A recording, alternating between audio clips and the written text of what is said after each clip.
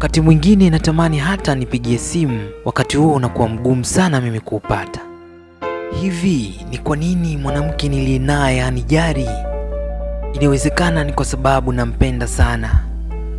Nina haja ya kupunguza upendo. Kweli nahitaji kuondokana na hili.